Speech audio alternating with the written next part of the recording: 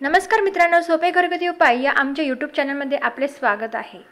जुलाब आणि अतिसार या समस्या दूर होण्यासाठी त्वरित करा हे उपाय। कधी कधी अचानकपणे जर खाण्यामध्ये बिघाड झाला असेल, बाहेरील दूषित अन्नपदार्थ हे खाल्ले गेले असतील किंवा बाहेरील दूषित पाण्याचे चुकून सेवन झाले असेल, तर यामुळे अचानक आपले पोट हे बिघडते, आपल्या पोटाची बिघाड होते आणि याचाच परिणाम जुलाबाची समस्या ही निर्माण होते। जुलाब किंवा अतिसार यावर ऐनवेळी काय उपाय करावा हेही आपल्याला सुचत नाही आणि काही जण तर लगेच डॉक्टरांकडे पळ काढतात। परंतु आपल्या आयुर्वेदामध्ये असे खूप सारे उपाय आहेत। आयुर्वेदिक उपाय केल्यामुळे आपली ही समस्या समूळ नष्ट होऊ शकते। आपल्या किचनमध्ये अशा अनेक छोट्या वस्तू आहेत की ज्यांचा उपयोग करून आपण जुलाब ही समस्या सोडवू शकतो।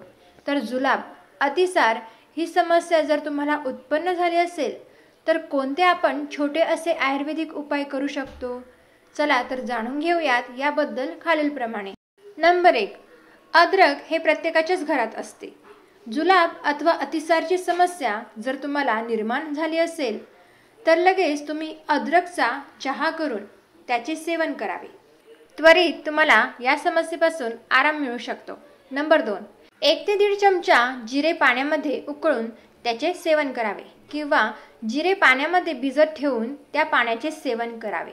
या छोट्या उपायाने देखील तुमची ही समस्या दूर होऊ शकते। नंबर 3, ताकाचे सेवन केल्यासही ही समस्या सुटू शकते। नंबर 4, या समस्येवर दही हा देखील रामबाण उपाय मानला जातो। दही घेऊन त्यामध्ये थोडेसे पाणी मिसळा, चांगले घोटून घ्या आणि त्यामध्ये थोडासा अद्रकचा रस मिसळा आणि याचे सेवन करा। त्वरित तुम्हाला आराम मिळेल। नंबर 5, घरामध्ये जर पुदिना असेल तर पुदिना आणि मध यांचा एकत्रित रस मिसळून त्याचे सेवन करा। नंबर 6, मेथीदाणे हा देखील एक प्रभावी उपाय आहे। मेथीदाणे घेऊन ते जिभेवर ठेवा, त्यावर कोमट पाण्याचे सेवन करा किंवा मेथीदाणे हे पाण्यात भिजत ठेवून त्याचे सेवन करा। त्वरित तुम्हाला या समस्येवर आराम मिळेल। नंबर 7, भात कोमट असताना त्यावर थोडीशी दही आणि मध मिसळून त्याचे सेवन करा। नंबर 8, नारळाच्या पाण्याचे सेवन करा। नंबर 9, लिंबू पाणी तयार करून त्याचे सेवन केल्यावरही तुम्हाला या समस्येवर त्वरित आराम मिळेल। जर तुम्हाला जुलाब आणि अतिसार ही समस्या उत्पन्न झाली असेल तर त्यामुळे डिहायड्रेशनची समस्या देखील निर्माण होऊ शकते।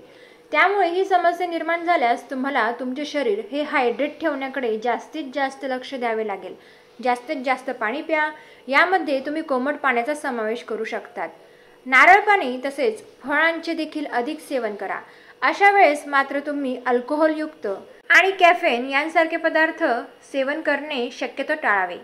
वरील आयुर्वेदिक उपाय करूनही जर तुम्हाला बरं वाटत नसेल, तुमची ही समस्या सुटत नसेल तर मात्र डॉक्टरांकडे जाऊन यावर त्वरित उपचार घ्या। माहिती आवडल्यास लाईक आणि शेअर करा, तसेच आमच्या चॅनलला फॉलोही करायला विसरू नका। धन्यवाद।